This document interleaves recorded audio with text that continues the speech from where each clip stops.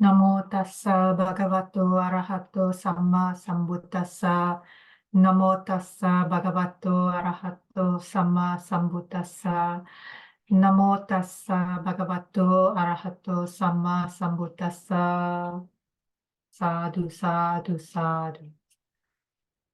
Okay, so let me share my screen.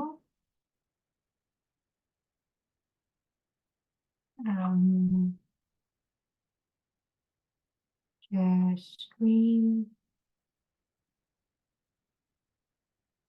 Share. Right. And can you see my screen, which shows the story of Nanda or Sundarīnandā, the half-sister of the awakened one? I hope you can see it. Okay, so today we will be first reading about the story of Nanda, who is the half-sister of the Buddha. And then we will also read some of her verses from the Therigatha. So Nanda, when she was born, Nanda was lovingly welcomed by her parents, the father of the Buddha and his second wife. So Nanda here was, so obviously the Buddha's father was a king, Suddhodana. He had many wives. So he had obviously the Buddha's own birth mother, Mahapajapati Gautami, and then the mother who raised him, and then obviously he had other wives as well. His father had, the Buddha's father had other wives as well, King Suddhodana. So Nanda was one of the daughters of King Suddhodana, so a half-sister of the Buddha.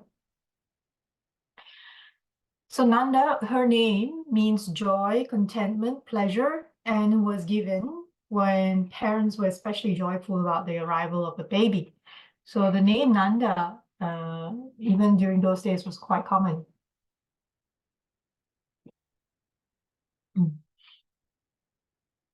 So Nanda was extremely well-bred, graceful, and beautiful. To distinguish her from others by the same name, because it was a common name, she was later called Rupananda, one of delightful form, or sometimes Sundarīnandā, beautiful Nanda. So in due course, many members of her family, the royal house of the Sakyans, left the household for the homeless life, influenced by the amazing fact that one of their clan had become the fully enlightened Buddha. So after the Buddha gained full enlightenment, he traveled back to his home place, hometown, and many of, so his cousins, even Venerable Ananda is also one of his cousins, many, of the Sakyan clan ordained to become monks and nuns, including his mother. So amongst them was her brother Nanda. So Sundarīnandā also had a brother by the name of Nanda, and Nanda was also quite, he appeared in some of the suttas as well. He was mentioned in some of the suttas as well. So her brother also became a monk, some of her cousins, and finally her own mother, together with many other Sakyan ladies. Thereafter, Nanda also took this step. So in this case, Sundarīnandā also took this step, but it is recorded that she did not do it out of confidence in the teacher and the teachings, but out of love for her relatives and a feeling of belonging with them. So it was quite interesting, even during the Buddha's time, that different people wanted to ordain as monks and nuns for different reasons. Most of them were, inspired by the Buddha's teachings. But not all of them. Some of them had different inclinations. And here it's suggested that Sundarīnanda was one of them. She ordained initially not because of faith and confidence in the Buddha and the Dharma, but because of her love for her own family and feeling of belonging. So when they ordained, she wanted to follow suit. One can easily imagine the love and respect accorded by the graceful half-sister of the Buddha, and how touched the people were by the sight of the lovely royal daughter, so near in family ties to the Blessed One, wandering amongst them in the garb of a nun. But soon it became obvious that this was not a good basis for a nun's life. Nanda's thoughts were mainly directed towards her own beauty and her popularity with the people, traits which were resultants of former good actions. So it's also in some other stories, some other suttas, when one is born beautiful, let's say in this life, it's usually the result of good actions from previous lives. And here in this case, these resultants now became dangerous to her, since she forgot to reinforce them with new actions.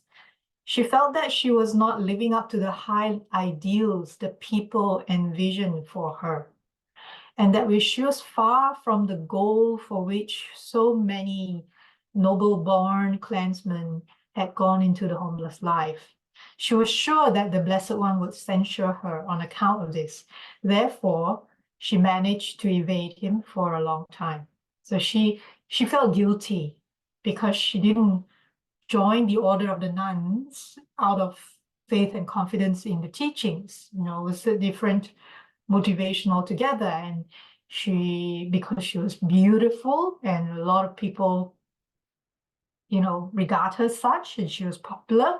And so she felt that she wasn't really living up to the ideals of a proper nun. And so she kind of tried to avoid the Buddha.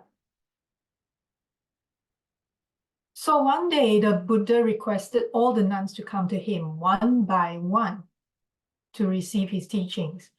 But Nanda did not comply. The master let her be called specially. And then she appeared before him, ashamed and anxious by her demeanor. So again, finally, she couldn't avoid. She couldn't avoid meeting the Buddha one-on-one. And so she was very anxious, and she was a bit ashamed to go and see the Buddha. The Buddha addressed her and appealed to all her positive qualities so that she listened to him willingly and delighted in his words. So the Buddha as a master teacher is very wise and compassionate in the sense that he knows with each person, each individual, what technique or how to, how should I say, pass down some teachings in the right way at the right time. And so he knew that it was not through censuring her that would, help her to progress in the Dharma. So he first appealed to all her positive qualities first, then so that she would be open to listening to him.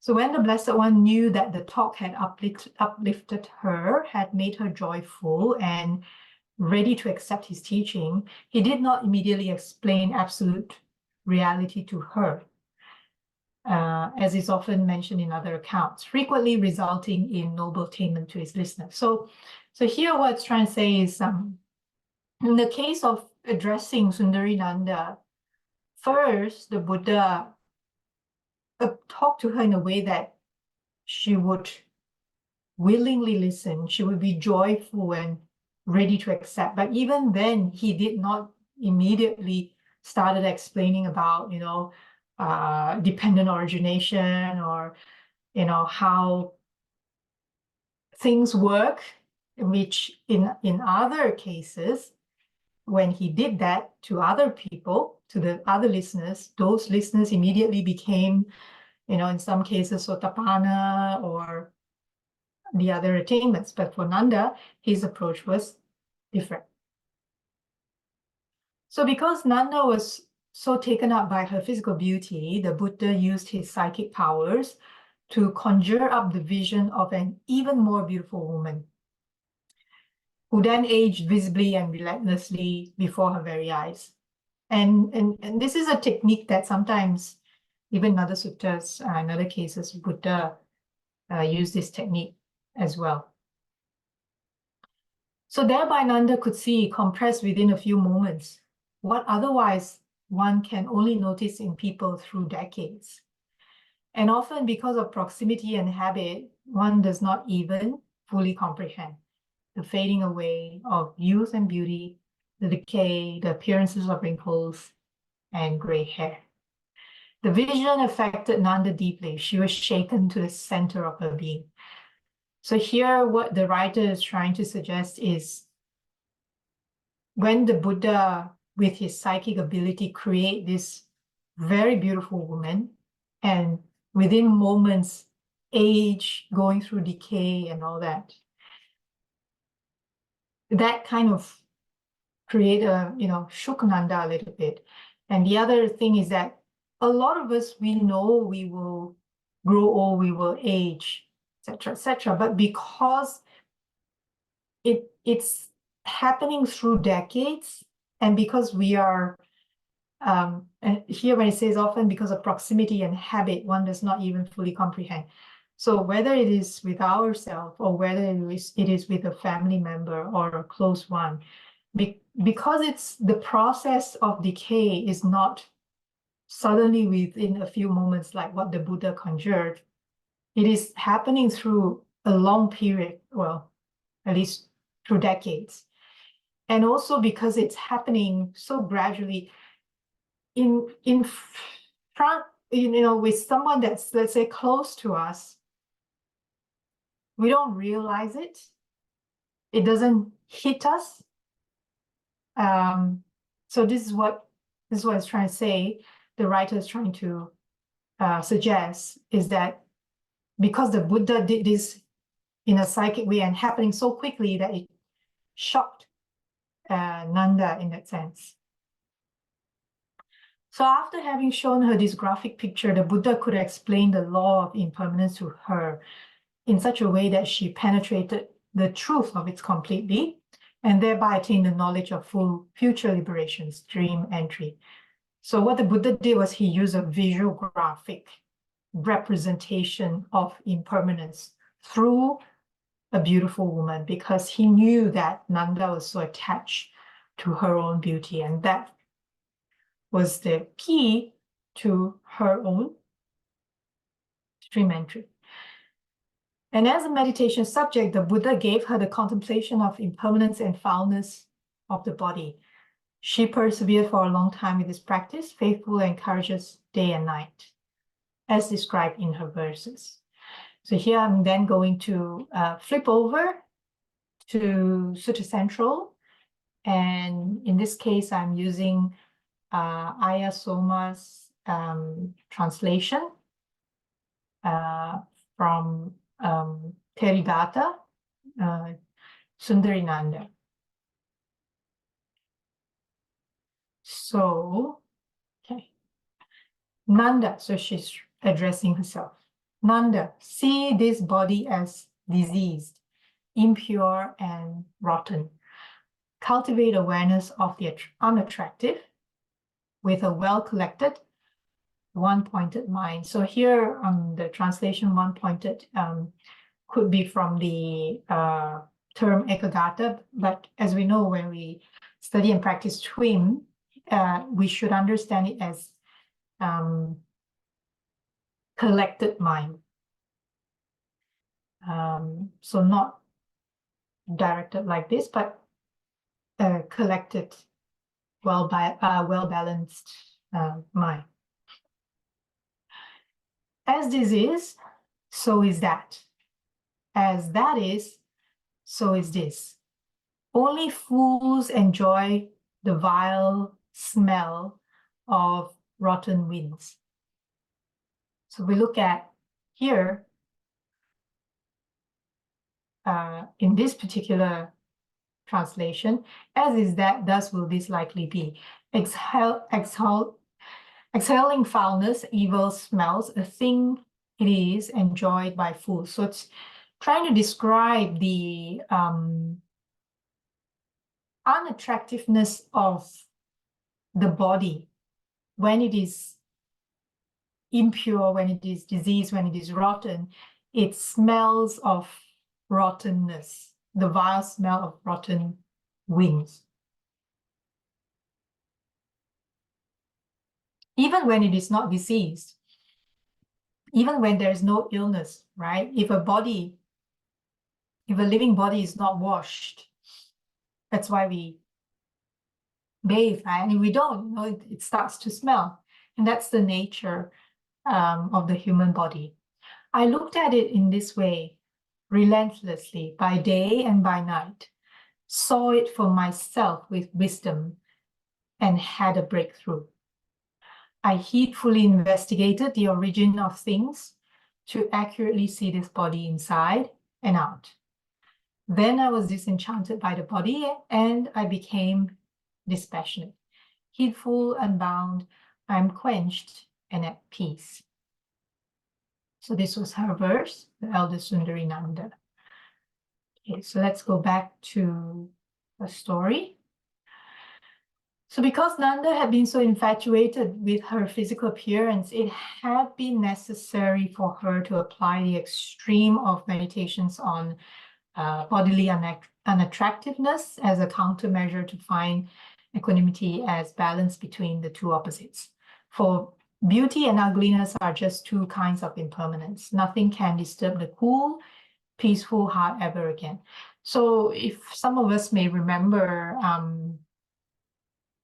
when sometimes, Bhante Vimalaramsi and Sister Kema used to talk about answering questions about this meditation on the foulness of the body. As I recall, they don't suggest it to everyone, only to those who have a strong attachment to the body or to the beauty of the body. And because it needs to be balanced, if the practice of this meditation isn't balanced, it can lead to what's the word? This real what's the word? It can get very trying to think of the word here. One can become, it can get to the other opposite end effect, so to speak. It can go to the extreme. So if one were to practice this, so the suggestion is to practice it under the close guidance or close supervision of a guide. And only because a person probably has very strong attachment to the physical body, physical appearance. So usually a more balanced object of meditation would be loving kindness, because that is not very extreme. So this is a kind of object of meditation that's not necessarily applicable to everyone. But in this case, for Sundarīnandā, because of her inclinations and her strong attachment to her own beauty, it worked for her.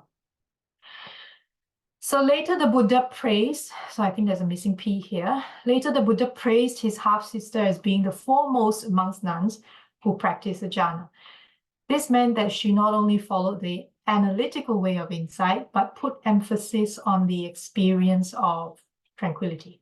Enjoying this pure well-being, she no longer needed any lower enjoyments and soon found indestructible peace. Although she had gone into homelessness because of her attachment to her relatives, she became totally free and equal to the one she venerated.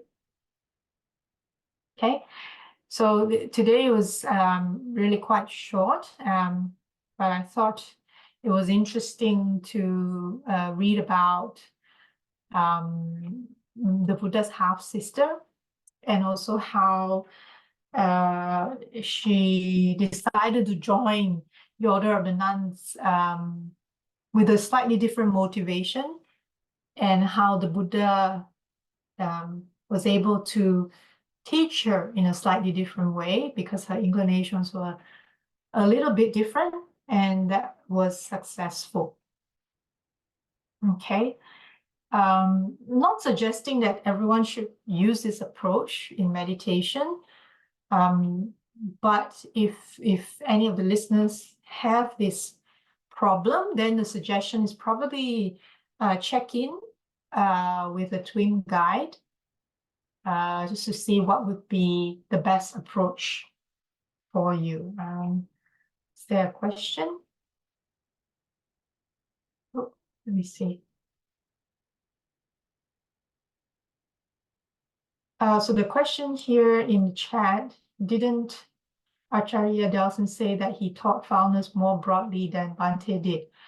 I'm afraid I can't comment on that because I'm not sure, to be very honest. It could be, but yeah, I don't know is the quick answer, to be very honest. But feel free to, if you're in the WhatsApp group, feel free to post that question in the WhatsApp group. That's probably the quickest channel to ask a question. And I'm sure that somebody will be able to help respond there. Or there is also email, what do you call that? It's kind of like a forum. And a couple of people respond to that forum quite quickly via email. David Johnson, for example, and a couple of twin guides in the US do respond quickly to that one. If you need to know the email address, I can dig it up. I would like to add here. Yes. I would like to add here, May, the question related to foulness of the body practice. In my perception that Buddha has taught many forms of meditation, and one of the form is this is the type of meditation.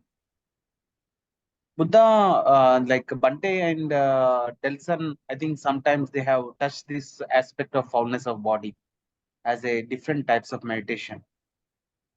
Since our practice is related to loving kindness, they did not put much emphasis on this foulness of the body. Correct. I remember, yes, very much so as well. There's not a lot of emphasis on this one. It's not that it's dangerous or anything, but it could, if one is not having a very serious issue with being attached to beauty or the physical beauty of the body, it's probably not necessary, and probably just practicing loving kindness would be sufficient to progress in the practice. This is probably applied to only very special case, I can assume. So yeah, And but thank you. And it says that it is difficult to experience the enlightenment factors in the with this practice of foulness. Yeah, I can imagine. Like because the factors.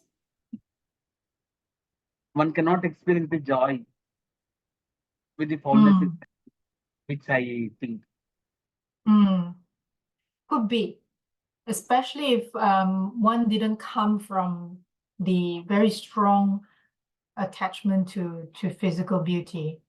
I mean, we all are attached to well, at least I speak for myself. I don't know other people. Attached to beauty or self-beauty to some extent in some form or another, but not to a very serious level. And so practicing loving kindness itself, or if one is blocked, then forgiveness is already able to lead to like mentioned, it can lead to progress, lead to jhanas, and then further progress from there. So yeah, indeed, loving kindness is a very effective way of achieving very positive outcomes, and very balanced, because it directly leads to the factors of enlightenment. So thank you, Brother Sachinji, for emphasizing that. Thank you for sharing.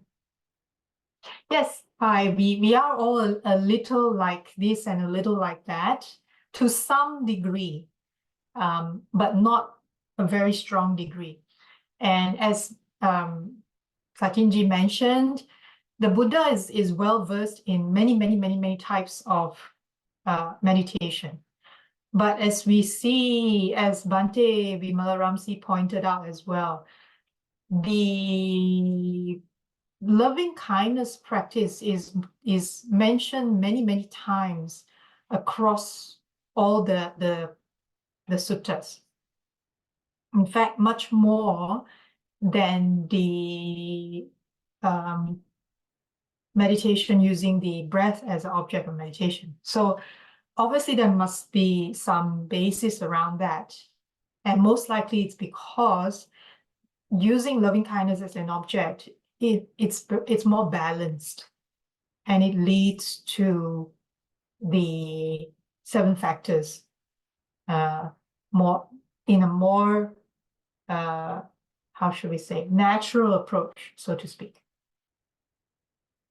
There's another question here. Let me see. Okay, so Mrs. Sindhu posted here, so I'll read for the benefit of listeners.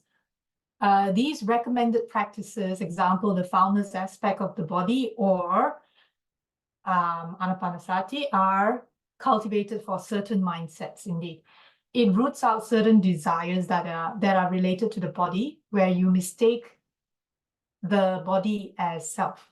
But there is an easier way, by just understanding there is present this body and letting go of any notions around the body. Or right now there is this mindset, mental objects or feeling, and taking any notions of sense of self away from those things, from mind without craving book. Yeah. So again, essentially, it all boils down to, if we were to simplify everything, let's say, so to speak, and this is where it's so brilliant, we can simplify everything as just using the 6 R's as a tool to I'm trying to think of the word. To manage is not a good word, but it's the best that came to my mind at the moment. We can think of the 6 R's being the simplest, not the easiest, the simplest tool available the Buddha gave us to practice, if you want, the 4 foundations of mindfulness, in one sense. So anything that arises in the body, pleasant, painful, neither painful nor pleasant, 6 R. Anything that arises in the feeling, pleasant, painful, neither pleasant nor painful, 6 R. So the more we keep practicing the 6 R, because it is the way I see it, at least, the direct antidote to craving, which manifests as tension and tightness in the mind and in the body. So it's kind of like a bit lost for words today, sorry. It's kind of like a, how should I say? I want to say universal, super powerful tool, but that sounds a little bit too comic book-like. What I'm trying to point towards really is the ultimate source of, it's okay, so it comes down to what the Buddha taught, really, what the Buddha found and what the Buddha taught. So the Buddha found that well, okay, let's put it this way. The Buddha found out that there is suffering, or there is unsatisfactoriness. The Buddha found out that there is an origin to that suffering. The Buddha also found that there can be an end to the suffering, and the Buddha then taught the path that leads to the end of suffering. And it's as simple as that. And the path that leads to the end of suffering is the Noble Eightfold Path. And by following the Noble Eightfold Path, we will then go through, it's like following a map, the journey, you know. So the Noble Eightfold Path is like a map. And by following that map, that will lead us to discover, or at least the end of suffering. And in the Noble Eightfold Path, there is right effort. And what is right effort? Right effort essentially is the 6 R's, literally, where we first I'm somehow a little bit lost with words today. Usually it flows right through, but today everything is a little bit stuck. Anyway, the 6 R's really is to help us to retrain and to purify our mind from inclinations of our habitual tendencies, our distractions, etc., etc., etc. And so really it is a tool that, if you may, it just cuts right to the root. I like the term from some of the suttas mentioned a lot, where, we want to cut to the root, uproot, make like a palm stump, done away with it. Chachaka Sutta uses it's translated as extirpate, which means literally uprooting completely. And so, yeah, the 6 R's essentially is that. Sorry, that probably went a whole big circle, which probably didn't need to. So sorry about that. But I hope that answers the questions. And thank you to Mr. Sindhu and Brother Sachinji for helping out there as well. Are there any other questions? Anyone? Was today's reading useful? I'm not sure if it was, but are these readings from it was a nice reading. Okay, I'm glad it was useful. That's useful to know as well for me. Are there any other thoughts, comments? Do people like these readings from the Therigatha? Do you find them inspiring or motivating or inspiring? Yes.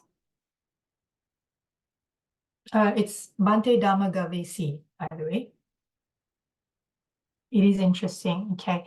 Yeah, so I'll try to dig out some Therigathas more. So next Sunday, we will have Hugh Polton join us. It's a good idea to speak from what you find interesting. Well, for me, I find stories interesting. I'm inclined to stories, and that's just my personal nature. I do tend to go around in circles a bit, but I'm training myself to catch myself out. So if you find me going in circles, just stop me and catch me out. I find reading from stories inspiring, at least inspiring my own practice. Because when I read these stories, whether they are the Theris or the Theras, meaning the senior disciples of the Buddha, early disciples of the Buddha, it makes me feel that we are not too different in a sense. Well, probably the biggest difference is that, of course, they lived during the time of the Buddha. They had the good opportunity due to their past actions that led them to live, not only live, but be in close proximity and study under the Buddha at the time that he was alive, during those 45 years that he was teaching. So that is probably the biggest difference, apart from the fact that most of them came from royal families and such. But other than that, really, when I read this, why it's inspiring for me at least, is because it made me think that we are not much different from, other than what I just mentioned, we are not much different from what they had experienced as well. And so then it gives a little bit more, okay, you know, I don't feel like this is something completely way up there that is way, way, way beyond me, so to speak. And the beauty of the twin practice and 6 hours, I feel generally, I don't know how other people feel, is that it actually leads to behavioral change. It leads to behavioral pattern change in the mind, which other people may have found, but personally I haven't in other types of practice. So I feel that it's something that is direct. It can be experienced here and now. Even if it's not the ultimate enlightenment, it can lead to some form of happiness, whether mundane, if not super mundane, here and now, just by practicing the 6 hours. So this is why I feel that it's been useful.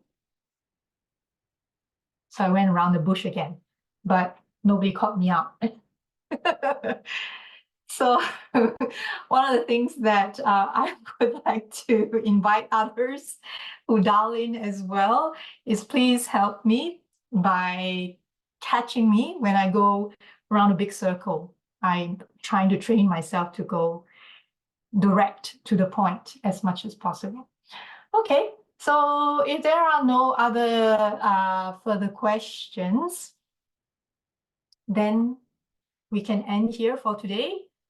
That was the reading on the verses by the Elder Nun Sundarīnandā. And then we can share merits together. Let me just whip up the... yes, so I think I forgot. I meant to say, but I forgot. So next Sunday, we will have Hugh Polton join us as twin guide. And then the Sunday after, we will again read from the Therigatha. This time we will read about the Elder Sona, who is known as the Sona of many children. So apparently she had many children. And so we will read about her story and her verses. So let me just share my screen to recite the sharing of merits together. Sharing of merits. May suffering ones be suffering free, and the fear-struck fearless be. May the grieving shed all grief, and may all beings find relief. May all beings share this merit that we have thus acquired for the acquisition of all kinds of happiness. May beings inhabiting space and earth, devas and nagas of mighty power, share this merit of ours. May they long protect the Buddha's dispensation. Sadhu, sadhu, sadhu. Okay. Thank you so much, everyone, for dialing in. I hope that was useful. We'll see you all again next Sunday. Take care. Thank you, Mei. Thank you. Bye-bye. Thank you.